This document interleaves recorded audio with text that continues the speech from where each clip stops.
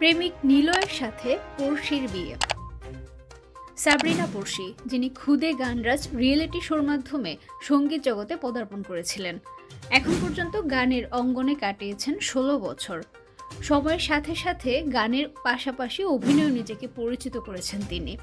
তার জনপ্রিয় গানের মাধ্যমে তিনি খুব সহজেই শ্রোতাদের হৃদয় জয় করেছেন।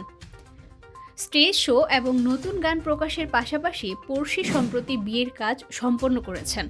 তিনি বিয়ের আনুষ্ঠানিকতা সম্পন্ন করেছেন যুক্তরাষ্ট্রে থাকা নিলয়ের সঙ্গে।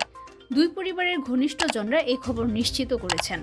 জানা গেছে, পড়শি এবং নিলয়ের মধ্যে প্রেমের সম্পর্ক ছিল এবং তাদের পরিচয় খুদে গানরাজ প্রতিযোগিতার মাধ্যমে ২০০৮ সালে।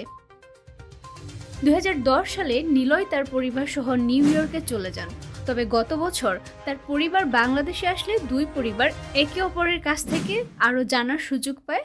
এরপর দুই পরিবারের উপস্থিতিতে তাদের বিয়ে হয়, তবে এই খবর এখনও প্রকাশ্যে আনতে চায়নি কেউ।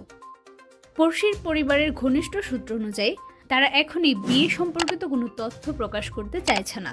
পড়শির মা বলেন, এই বিষয়ে আপাতত কিছুই বলবো না। এদিকে গান এবং অভিনয়ের ক্ষেত্রে ব্যস্ত সময় কাটাচ্ছেন পড়শি।